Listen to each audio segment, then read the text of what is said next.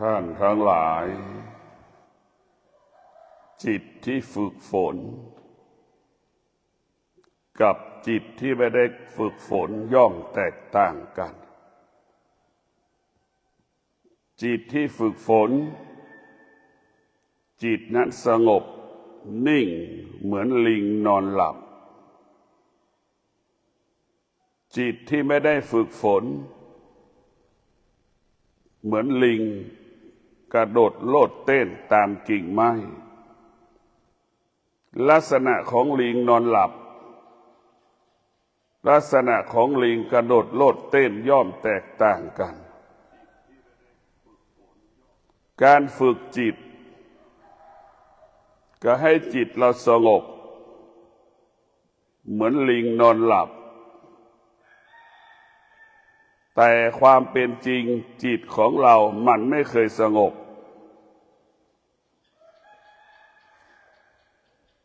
จิตที่เราไม่สงบเพราะจิตเราไม่ได้ฝึก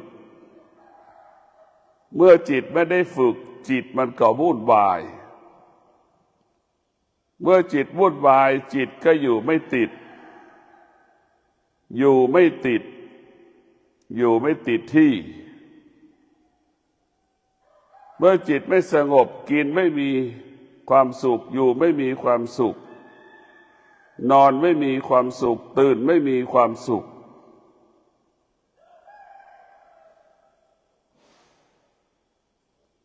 เราจำเป็นต้องมาฝึกจิตให้จิตของเราเป็นจิตผู้รู้ก็รู้อะไรก็รู้ว่าร่างกายของเรานี่มันเกิดความเสื่อมเติบโตนั่นแหละคือความเสื่อมการเติบโตของร่างกายนั่นคือความเสื่อมของร่างกายเด็กทารกแรกเกิดขึ้นมา1 วันและความเสื่อมเกิดขึ้น1 วันเกิดมา2 วันความเสื่อมก็เพิ่มขึ้นอีก2 วันเกิดมาอีก3 เดือน4 เดือน1 ปี5 ปี10 ปีความเสื่อมก็เกิดขึ้นแล้วเกิดขึ้นเรื่อยๆแต่ภาษาวิทยาศาสตร์ว่าเด็กมันเติบโตคำว่าเติบโตมันซ่อนด้วยความเสื่อมซ่อนด้วยความเสื่อมเพราะฉะนั้นพวกเราทั้งหลายเมื่อเรารู้แล้วว่าจิตสงบมันเป็นสิ่งอันประเสริฐเป็นสิ่งที่เราปรารถนาสิ่งที่เราต้องการสิ่งที่เราปรารถนาสิ่งที่เราต้องการจะเกิดขึ้นได้ต้องอาศัยสติต้องอาศัยขันติต้องอาศัยวิริยะภาคเพียรคำว่าสิ่งที่เราปรารถนาจะเกิดขึ้นกับเราสิ่งที่เราปรารถนาก็คือความสงบความสงบจะเกิดขึ้นได้เมื่อเรามีสติอดทนมีสติวิริยะภาคเพียรการฝึกจิตของเราให้จิตของเรานั้นสงบนิ่งให้จิตของเรานั้นคุ้นเคยกับคำว่าความสงบสภาวะจิตของมนุษย์มันวุ่นวายเหมือนลิงกระโดดโลดเต้นตามกิ่งไม้สภาพจิตมนุษย์มันวุ่นวายเหมือนลิงที่มันกระโดดโลดเต้นตามกิ่งไม้ต่างๆจิตของเรามันไม่เคยหยุดไม่เคยนิ่งก็เพราะเราไม่เคยฝึกมัน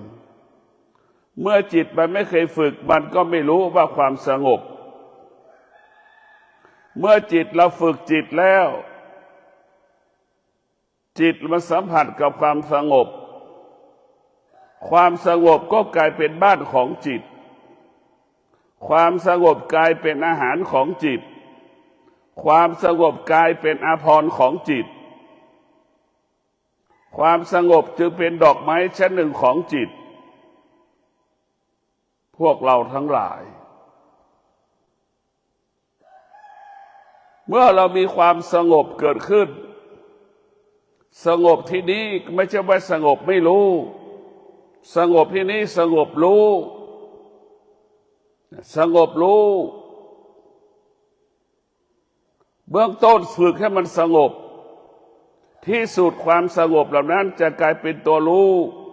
เรียกว่าสงบรู้ด้วยวิชาปัญญาสงบรู้ด้วยวิชาปัญญาก็จึงอยู่เหนือสิ่งที่เรารู้ละสิ่งที่เรารู้ไม่ตามรู้สิ่งที่เรารู้สงบรู้ด้วยปัญญาเมื่อเราสงบด้วยปัญญาแล้วสภาวะจิตเราก็เบิกบานผ่องใสเมื่อจิตสงบจิตนั้นจะมีพลังจิตนั้นจะมีอานุภาพพลังของจิตก็คืออดทนพลังของจิตนั้นก็คือมีวิริยะภาคเพียรอยู่ในจิตความอดทนวิริยะภาคเพียรกลายเป็นกำลังของจิตวิริยะภาคเพียรเปรียบเสมือนเหล็กเส้นที่เราเอาไปเทเสาทำกำแพงพวกเราทั้งหลายความอดทนก็เปรียบเสมือนปูนนั่นแหละจึงทำให้เกิดบ้านก็มั่นคงได้เสาจะมั่นคงได้ก็เพราะสติความอดทนสติวิริยะภาคเพียรจึงเกิดคำว่ามั่นคงเช่นเดียวกับจิตของเรามันจะมั่นคงได้เมื่อเรามีสติรู้ด้วยวิริยะภาคเพียรด้วยความอดทนมันจะไม่ตอบสนองสิ่งที่เรารู้สติและวิริยะภาคเพียรสติและความอดทนเปรียบเสมือนพาหนะที่จะนำพาเราไปสู่ความสำเร็จพาเราไปสู่ความสำเร็จบุคคลใดๆก็แล้วแต่มีสติความอดทนมีสติมีวิริยะภาคเพียรประสบความสำเร็จ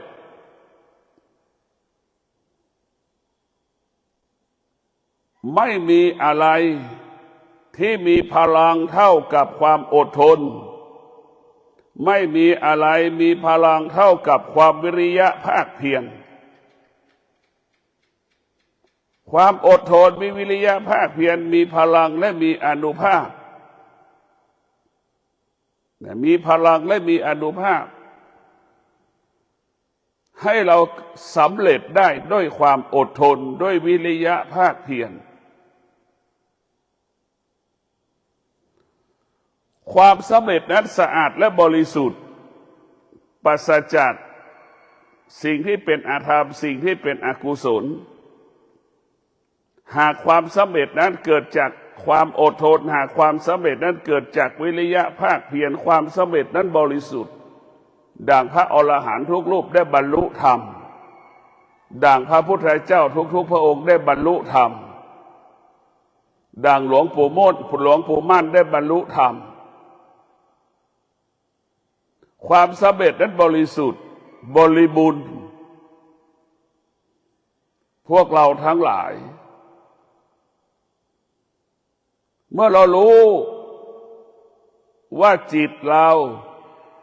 สงบเป็นเช่นไรเรารู้จิตเราวุ่นวายมันเป็นเช่นไรเราก็เลือกเอาอย่างใดอย่างหนึ่งหรือเราปฏิเสธสิ่งใดสิ่งหนึ่งโดยใช้สัจจะโดยใช้สติโดยใช้ขันติใช้วิริยะภาคเพียรที่จะมาพัฒนาแก้ไขกายแก้ไขจิตแก้ไขจิตของเรา จิตของเราเปรียบเสมือนแกะสติเปรียบเสมือนเด็กเลี้ยงแกะความอดทนก็อยู่ในร่างกายของแกะวิริยะภาคเพียรก็อยู่ในร่างกายของแกะเด็กเลี้ยงแกะมีสติมีความอดทนมีวิริยะภาคเพียรสามารถเลี้ยงแกะต้อนแกะให้อยู่ในฝูงได้แต่ละวันแต่ละวันแต่ละวันแกะเหล่านั้นก็ไม่สามารถถูกหมาป่ากินได้แกะมี100 ตัวเช้ามาออก100 ตัวพอค่ำมาก็เข้าคอก100 ตัวนั่นแหละเราจะฝึกจิตให้เป็นเช่นนั้นจิตเรามันจะคุ้นเคยเหมือนแกะออกเช้ามาออกไปหากินเข้ามาก็เข้าคอกที่คอกแกะเลี้ยงแกะที่ขังแกะไว้ฝึกจิตก็คือสติรู้วันนี้เราจะไม่พูดเนี่ยวันนี้เราจะไม่พูดเราจะสงบนิ่งวันนี้เรามีสติเราจะไม่โต้ตอบไม่ตอบสนองอารมณ์ของตนเองความคิดของตนเองอันนี้คือลักษณะของเราต่อสู้กับจิตตัวเองเราจะไม่ตอบสนองความคิดความรู้สึกที่เรารู้สึกนี่เราจะสงบนิ่งต้อนรับความรู้สึกเราจะใช้ความอดทนต้อนรับสิ่งที่มันปรากฏเกิดขึ้นเราจะใช้ความอดทนมาควบคุมใช้วิริยะภาคเพียรมาควบคุมความรู้สึกที่มันปรากฏทางตาหูจมูกลิ้นกายใจเราจะใช้สติความอดทนใช้สติวิริยะภาคเพียรมันจึงทำให้เกิดคำว่าสงบสุขได้บ้านใดครอบครัวใดมีสติมีความอดทนมีวิริยะภาคเพียรบ้านหลังนั้นครอบครัวนั้นประสบความสำเร็จในการประกอบอาชีพอุดมสมบูรณ์ไปด้วยเครื่องอุปโภคบริโภคและปัจจัย4เครื่องอำนวยความสะดวกในการดำเนินชีวิตประจำวันผู้ปฏิบัติธรรมก็เช่นเดียวกันมีสติมีขันติมีวิริยะภาคเพียรผู้ปฏิบัติธรรมกับประพฤติธรรมปฏิบัติธรรมก็ประสบความสำเร็จในการปฏิบัติธรรมประพฤติธรรมคนจะปฏิบัติธรรมไม่ปฏิบัติธรรมก็มีความปรารถนาเรื่องความสงบเพราะความสงบเป็นสิ่งที่ต้องสร้างขึ้นด้วยตัวเราเองเพราะความสงบมันเกิดขึ้นในกายในจิตความจะสงบก็คือตัวสตินี่แหละถ้าเรามีสติแล้วมันจะสงบถ้าเราไม่มีสติมันจะมีแต่ความวุ่นวายสติจึงควบคุมจิตสติเปรียบเสมือนเชือกที่เราไปผูกลิงไว้นั่นแหละไม่ให้ลิงมันกระโดดโลดเต้นจิตเราก็คือลิงจึงเกิดคำว่าสติควบคุมจิตสติฝึกฝนจิตจิตเราก็เหมือนลิงเราฝึกฝนจิตให้ลิงขึ้นต้นมะพร้าวเห็นไหมสติก็คือผู้ที่ฝึกฝนลิงนั่นแหละสติก็คือผู้กำกับลิงขึ้นมะพร้าวเมื่อจิตได้รับการฝึกฝนจิตนั้นก็คือกำกับได้กำหนดได้ควบคุมได้เหมือนคนที่เอาลิงไปขึ้นมะพร้าวนั่นแหละกำกับลิงได้กำหนดลิงได้สั่งลิงได้กำกับกำหนดควบลิงได้ตลอดจะเอามะพร้าวลูกไหนบอกมันได้หมดจิตที่ฝึกก็คือจิตของผู้รู้เหมือนลิงแสนรู้นั่นแหละพวกเราทั้งหลาย เหมือนลิงแสนรู้ขึ้นมะพร้าวเอามะพร้าวลงจากต้นมะพร้าวได้มีความสามารถยิ่งกว่าคนอีกเนี่ยพวกเราทั้งหลายจิตที่ฝึกฝนเนี่ยจะเป็นจิตของผู้รู้เหมือนลิงแสนรู้ขึ้นมะพร้าวเก็บมะพร้าวดั่งช้างแสนรู้ดั่งสุนัขแสนรู้จิตที่เราฝึกมันจะเป็นจิตของผู้รู้หากเราไม่ได้ฝึกจิตจิตเราก็เหมือนสุนัขจรจัดวกไปวนมาหัวบ้านท้ายบ้านจิตที่เราไม่ได้ฝึกก็เหมือนนกบินว่อนไปตามอากาศเราจะเป็นเช่นนั้นจิตที่เราไม่ได้ฝึกก็เหมือนสัตว์ที่อยู่ในป่าก็วกไปวนมาอยู่แถวนั้นแหละเพราะฉะนั้นพวกเราทั้งหลายจิตที่ไม่ได้ฝึกก็คือจะเป็นจิตของผู้ไม่รู้เมื่อจิตเป็นผู้ไม่รู้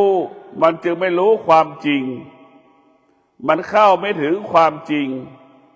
มันจึงละความจริงไม่ได้จิตของผู้ไม่รู้มันไม่รู้ความจริงเข้าไม่ถึงความจริงมันจึงละความจริงไม่ได้ดังคนทั่วมากดังคนส่วนมากของโลกยึดมั่นถือมั่นสิ่งที่มันครอบครองไม่ได้ยึดมั่นถือมั่นสิ่งที่มันควบคุมไม่ได้ดังเช่นสามีเราก็ควบคุมไม่ได้ภรรยาก็เป็นสิ่งที่ควบคุมไม่ได้ลูกก็เป็นสิ่งที่ควบคุมไม่ได้ร่างกายของเราก็เป็นสิ่งที่ควบคุมไม่ได้ห้ามไม่ให้แก่ก็ห้ามไม่ได้ห้ามไม่ให้มันเจ็บก็ห้ามไม่ได้ห้ามให้ไม่ให้มันตายก็ห้ามไม่ได้ก็เราครอบครองสิ่งที่ควบคุมไม่ได้ก็เพราะจิตของเราเป็นจิตของผู้ไม่รู้เมื่อจิตของผู้ไม่รู้มันจึงครอบครองสิ่งที่ควบคุมไม่ได้จึงเกิดอาการสำแดงอาการสุขทุกข์ตลอดเวลาร้องไห้เสียใจอยู่ตลอดเวลาพอใจไม่พอใจไม่พอใจตลอดเวลานั่นจิตของผู้ไม่รู้พวกเราทั้งหลายจิตของผู้รู้มันเปรียบเสมือนเรากินข้าวอิ่มจิตของผู้รู้เปรียบเสมือนเรากินข้าวที่อิ่มแล้วมันไม่ต้องการสิ่งใดจิตของผู้ไม่รู้เหมือนผู้ที่หิวข้าวนะไม่มีวันจบสิ้นกินแล้วกินอีกกินสารพัดกินนู่นกินนี่เลยจิตของผู้ไม่รู้เหมือนผู้ที่หิวข้าวจิตของผู้รู้เปรียบเสมือนผู้ที่กินข้าวอิ่มแล้วมันแตกต่างกันอย่างไรผู้ที่กินข้าวอิ่มแล้วจะมีคำว่ากายสงบจิตสงบผู้ไม่รู้ก็เหมือนผู้ที่หิวข้าวไม่สงบจิตไม่สงบจิตวุ่นวายกระวนกระวายกระสับกระส่ายโมโหง่ายหงุดหงิดง่ายผู้ที่จิตที่เป็นผู้รู้จิตนั้นสงบเมื่อจิตสงบจิตแล้วก็จะสงบต่อสิ่งที่กระทบสิ่งที่สัมผัสสิ่งที่รู้สึกทางตาหูจมูกลิ้นกายใจรู้แต่ไม่ตอบสนองเพราะฉะนั้นการฝึกจิตให้เรารู้เรื่องความจริงให้เราเข้าถึงความจริงให้เราละความจริงว่าร่างกายของเราสภาวะจิตของเราเนี่ยมันไม่เที่ยงมันแปรปรวนมันเปลี่ยนแปลงตลอดกาลเวลาพวกเราต้องมีสติตัวสติเนี่ยมันมีอยู่ในร่างกายของเราไอ้ตัวจิตมันก็เกิดขึ้นพร้อมกับเราจิตของเราก็เหมือนจิตทารกแรกเกิดกระดูทารกแรกเกิดมาเริ่มเติบโตเติบใหญ่มา1 ปี2 ปี3 ปีเป็นอย่างไรแล้วก็ดูสภาพมัน และจิตที่ฝึกแล้วกับจิตที่ไม่ได้ฝึกจิตที่ฝึกแล้วก็เหมือนเด็กที่จบมัธยม4 5 6จบมหาลัยจิตที่ฝึกดังที่ได้กล่าวว่าอ่านชื่อหมู่บ้านในประเทศไทยได้ทุกหมู่บ้านอ่านชื่ออำเภอทุกอำเภอของประเทศไทยได้ทุกอำเภออ่านชื่อตำบลได้ทุกตำบลของประเทศไทยนี่แหละคือจิตของผู้รู้จะเป็นเช่นนั้นรู้ความจริงก็ละความจริงแต่รู้ความจริงละความจริงที่สุดเหลือแต่คำว่าว่างเปล่าเหลือแต่คำว่าว่างความจริงมันเป็นเช่นนั้นแต่ความจริงก็มีแต่ว่างความจริงอยู่กับปัจจุบัน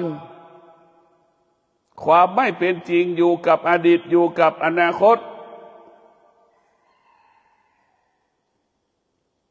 ความจริงอยู่กับปัจจุบันโดยเฉพาะผู้ที่มีสติให้จิตอยู่กับปัจจุบันผู้ที่ฝึกจิตเพื่อให้จิตอยู่กับปัจจุบันให้จิตอยู่กับกายให้จิตรู้ลมหายใจเข้าให้จิตรู้ลมหายใจออกให้จิตกำหนดรู้ลมหายใจเข้าให้จิตกำหนดรู้ลมหายใจออกสั้นยาวละเอียดหยาบอยู่ตรงนี้อยู่กับปัจจุบันไอ้ที่มันวุ่นวายเพราะมันไปติดในอดีตไปติดในอนาคตเหมือนแมลงวันบินตอมใบหน้าเรานั่นแหละเหมือนประโยคมันดังเสียงร้องเสียงใส่หูเรานั่นแหละอดีตอนาคตจะเป็นเช่นนั้นให้เราหงุดหงิดอึดอัดพอคิดถึงมันเราฝึกจิตให้จิตมันอยู่กับปัจจุบันเหมือนลิงนอนหลับเห็นไหมมันจะสงบนิ่งเหมือนลิงนอนหลับนั่นแหละจิตของผู้รู้จะสงบนิ่งเช่นนั้น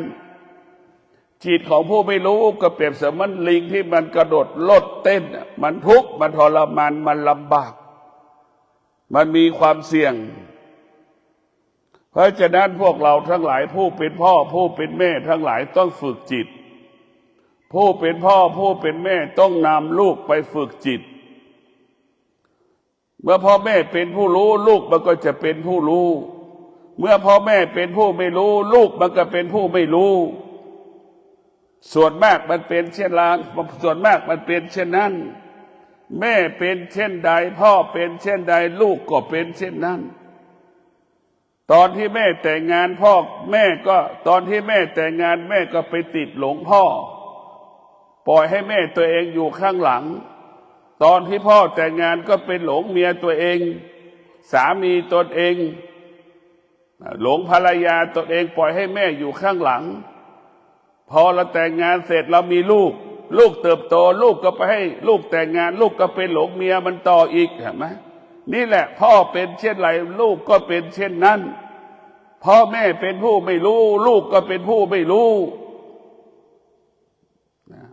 พ่อแม่เป็นผู้ไม่รู้พ่อแม่จึงเป็นลูกจ้างของลูกทุกวันนี้เห็นไหมพ่อแม่เป็นลูกจ้างของลูกทำทุกอย่างให้ลูกพ่อแม่บางคนอายุ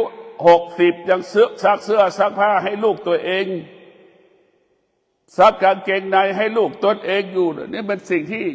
ว่าผู้ไม่รู้จะเป็นเช่นนี้แม่เป็นผู้ไม่รู้แม่จึงเป็นลูกจ้างถ้าแม่เป็นผู้รู้แม่ต้องเป็นนายจ้างของลูกแต่มันไม่มีนะโลกใบนี้มันแทบไม่มีเลยว่าแม่เป็นนายจ้างของลูกมันแทบไม่มีแม่เป็นผู้ไม่รู้แม่จึงเป็นลูกจ้างของลูกเช่นเดียวกับลูกเป็นผู้ไม่รู้ลูกก็กลายเป็นนายจ้างของแม่ใช้แม่ทำงานตลอดเวลาเบียดเบียนแม่ตลอดเวลาขอเงินแม่ไม่มีวันจบสิ้นทำให้แม่ทุกข์ใจไม่มีวันจบสิ้นใช่ไหมพวกเราต้องพิจารณาดูแม่ก็เป็นผู้ไม่รู้ลูกก็เป็นผู้ไม่รู้พอลูกแต่งงานเห็นไหมดำรงฐานะ เป็นพ่อของคนเป็นแม่ของคน ลูกของเราที่มันเคยเป็นลูกมันเคยเป็นนายจ้างของเรา พอมันแต่งงานเสร็จมันมีลูกมันก็ไปเป็นลูกจ้างของลูกเขาต่ออีกเห็นไหมมันสืบมันก็เป็นผู้ไม่รู้อ่ะ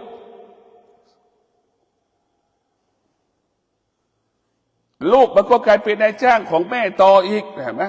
มันก็เปลี่ยนกันอย่างเงี้ยเพราะฉะนั้นพ่อแม่เป็นผู้ไม่รู้พ่อแม่จึงมีฐานะลูกจ้างของลูกลูกเป็นผู้ไม่รู้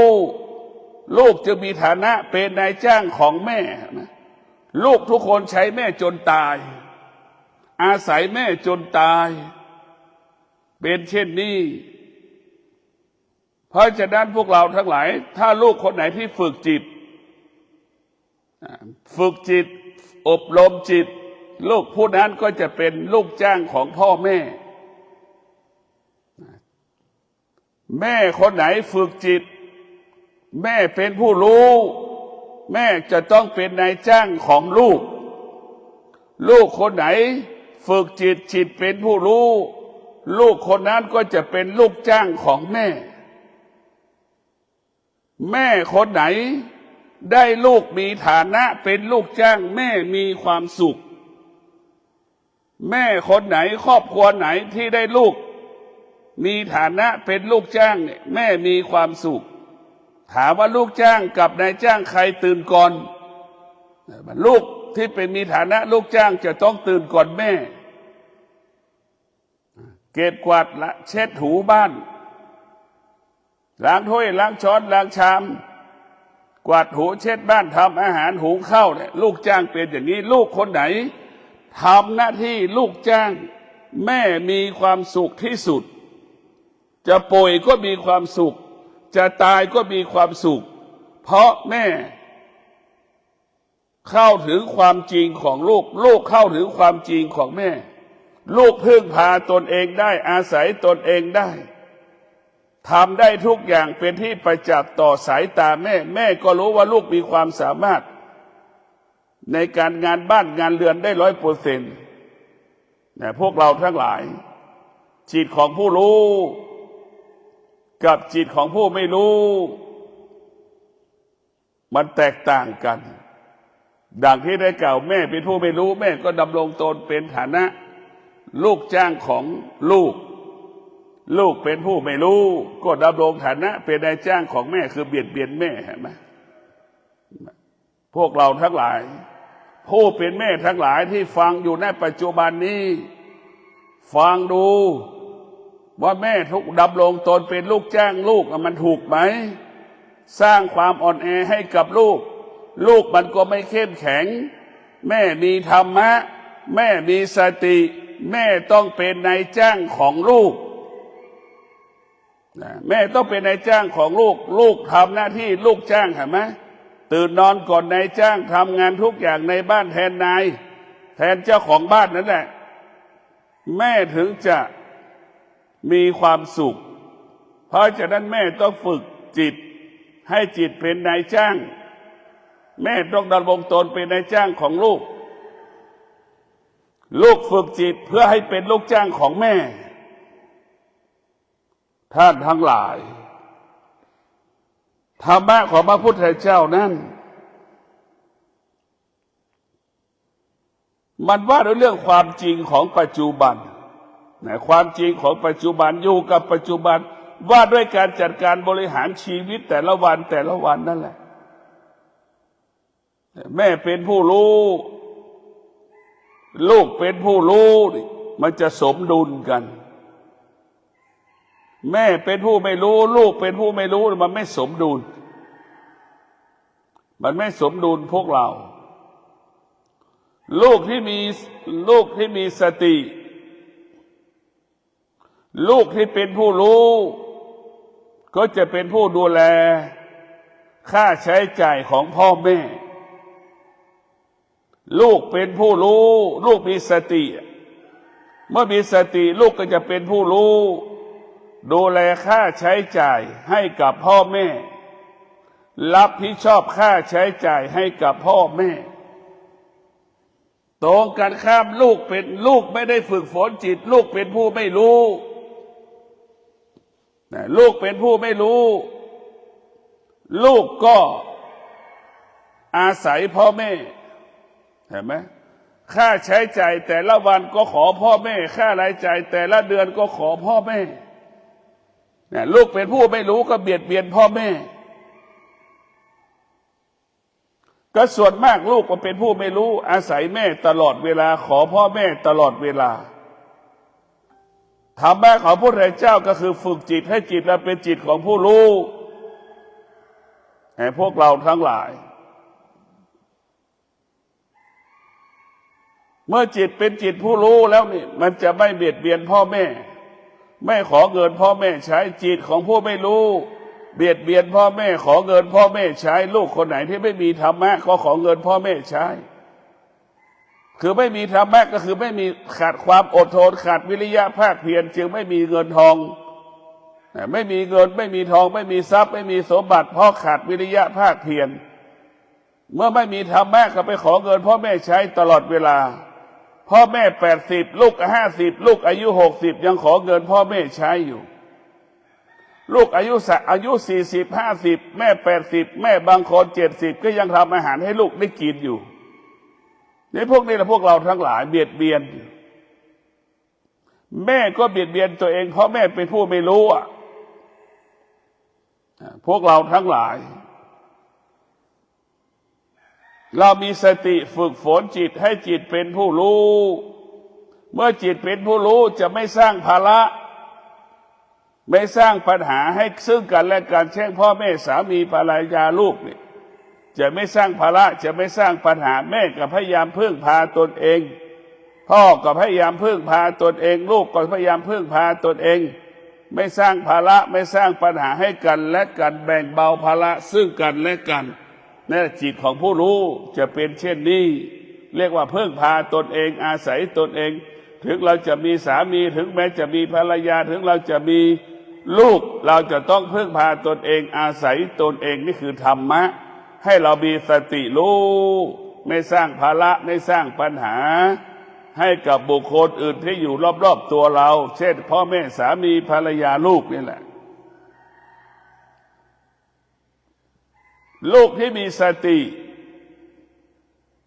ก็ดูแลงานบ้านงานเรือนให้กับพ่อแม่ใช่ไหมดูแลงานบ้านงานเรือนตลอดกวาดเช็ดถูบ้านเก็บบ้านถูบ้านความสะอาดดูแลความเรียบร้อยของบ้านลูกที่มีสติลูกที่มีธรรมะลูกที่ขาดสติไม่เคยฝึกฝนจิตไม่เคยกวาดบ้านไม่เคยถูบ้านไม่เคยล้างถ้วยกินแล้วก็ไม่ล้างสร้างภาระให้พ่อให้แม่ไหมลูกที่ไม่มีธรรมะมันเป็นแบบนี้มีการศึกษาแต่ไม่มีธรรมะมันไม่แตกต่างจากหมาและงัวและควายงัวควายมันไม่สร้างภาระให้พ่อให้แม่มาเลยนะลูกงัวไม่เคยสร้างภาระให้พ่อให้แม่มาเลยแต่ลูกโคได้สร้างภาระให้พ่อให้แม่กินแล้วไม่เก็บไม่กวาดไม่ล้างไม่เช็ดไม่ถูมันยิ่งกว่างัวยิ่งกว่าควายอีกเห็นไหมพวกเราทั้งหลายเพราะฉะนั้นพวกเราทั้งหลายพ่อแม่ต้องเอาธรรมะไปสอนลูกการศึกษาลูกมีอยู่แล้วแต่การศึกษามันไม่สามารถทำให้เราเป็นคนได้ธรรมะต่างหากทำให้เราเป็นคนธรรมะต่างหากทำเราเป็นคนการศึกษาทำลายการเป็นคนมันทำลายระบบการเป็นมนุษย์หมดทุกวันนี้ลูกมันเชื่อคนอื่นมากกว่าเชื่อพ่อแม่ตนเองเห็นไหมพ่อแม่ตนเองมันยังไม่เชื่อผู้ที่ปรารถนาดีต่อลูกก็คือพ่อกับแม่โดยธรรมชาติเป็นกฎของธรรมชาติคือผู้ปรารถนาดีผู้หญิงคนเดียวในโลกคือพ่อคือแม่ของเราผู้ชายคนเดียวในโลกมีผู้ปรารถนาดีกับเราคือพ่อของเราลูกที่ไม่มีธรรมะเนี่ยน่ากลัวที่สุดทำลายจิตใจพ่อแม่ตลอดเราจะเห็นในลูกที่มีธรรมะเนี่ยมันก็เหมือนควายลูกที่มีธรรมะเหมือนลูกควายนะลูกควายไม่เคยเบียดเบียนพ่อแม่เลยไม่เคยอ้อนวอนขอเงินพ่อแม่ใช้เลยไม่เคยเรียกร้องให้แม่มันพาไปกินหญ้าเลยลูกควายมันรู้จักตนเองหากินได้ตัวมันเอง แต่ลูกคนนี่ขอเงินพ่อแม่ใช้ตลอดเวลาอาศัยพ่อแม่ตลอดเวลายังไม่พอแบ่งจะฆ่าแม่แบ่งสมบัติอีกจะทำลายกันเองพี่น้องยังจะฆ่ากันแบ่งสมบัติที่แม่หามาให้อีกเห็นไหมนี่แหละคนที่ไม่มีธรรมะมีแต่ความโลภมีแต่ความโกรธมีแต่ความหลงอยู่กับความไม่เป็นจริงตลอดเวลาจะเรียกว่าอยู่กับความไม่เป็นจริงแต่พวกเราทั้งหลายแม่ทุกคนต้องมีสติรู้ถ้าแม่รักลูกแม่ต้องเสียสละอะไรสละความรู้สึกให้ลูกนั้นทรมานลำบากกับฤดูร้อนฤดูหนาวฤดูฝนให้ลูกมีความอดทนต่อฤดูร้อนฤดูหนาวฤดูฝนที่มันปรากฏเมื่อลูกมาเป็นเช่นนี้มีความอดทนต่อฤดูร้อนฤดูหนาวฤดูฝนความอดทนก็ปรากฏลูกก็เข้มแข็งลูกก็มั่นคงเข้มแข็งมั่งคงนำมาซึ่งทรัพย์สมบัติปัจจัยสี่ในการดำเนินชีวิตพ่อแม่กินดีอยู่ดีลูกคนไหนที่มีธรรมะคือมีความอดทนมีวิริยะภาคเพียรพ่อแม่กินดีอยู่ดีกินดีอยู่ดีเรียกว่ากินดีอยู่ดีตลอดเวลาพ่อแม่ของลูกคนไหนที่ไม่มีธรรมะไม่ขาดความอดทนขาดวิริยะภาคเพียรพ่อแม่อดอยากลำบากเห็นไหมลูกที่มีธรรมะพ่อแม่กินดีอยู่ดี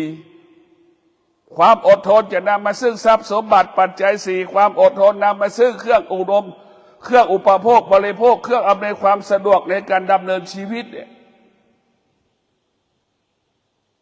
ลูกคนไหนขาดความอดทนขาดวิริยะภาคเพียร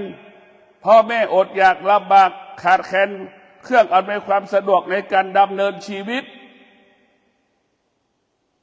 พวกเราทั้งหลายธรรมะเป็นสิ่งสำคัญธรรมะเป็นสิ่งจำเป็นในการดำเนินชีวิตแต่ละวันแต่ละวันแต่ละวันธรรมะเป็นเจ้าของชีวิตแม่ไม่ได้เป็นเจ้าของชีวิตของเราดังที่เราเข้าใจพ่อไม่ได้เป็นเจ้าของชีวิตของเราที่เราเข้าใจสามีไม่ได้เป็นเจ้าของชีวิตของเราดังที่เราเข้าใจภรรยาไม่ได้เป็นเจ้าของเราดังที่เราเข้าใจสติ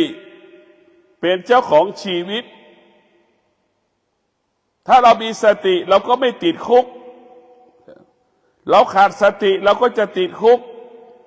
เมื่อเรามีสติเราก็ละความโลภความโกรธความหลงได้ปัญหามันก็ไม่เกิดเมื่อเราขาดสติมันจะเกิดคำว่าความโลภความโกรธความหลงจะทำให้เราติดคุกได้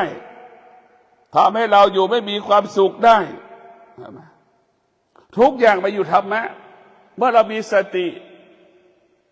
มันจะหยุดความโลภความโกรธความหลงทำให้กายวาจาใจสงบถ้าเราขาดสติ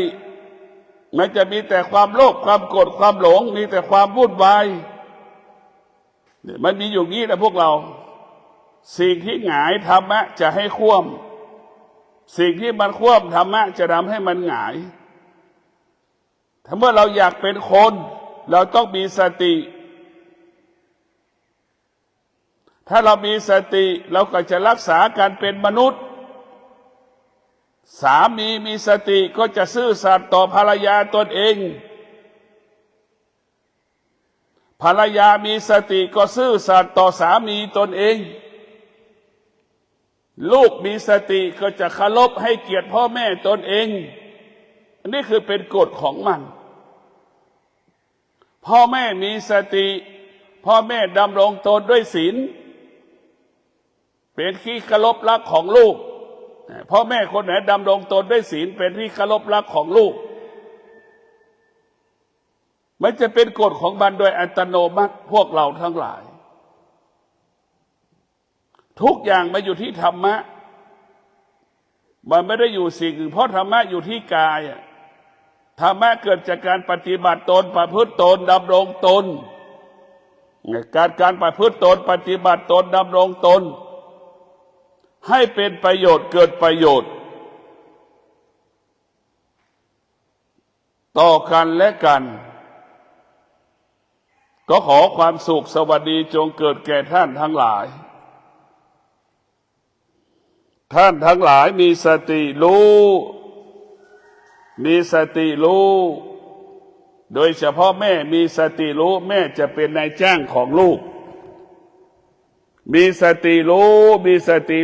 ลูกคนไหนมีสติรู้ลูกก็จะเป็นลูกจ้างของพ่อแม่มีความสุขที่ได้เป็นนายจ้างของลูกมีความสุขที่ดำรงตนเป็นลูกจ้างของแม่พ่อแม่ปรารถนาให้ลูกนั้นเป็นผู้รู้เมื่อลูกเป็นผู้รู้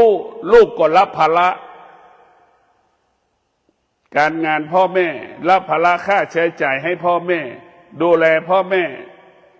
ให้พ่อแม่มีกายวาจาใจสงบขอเจริญพร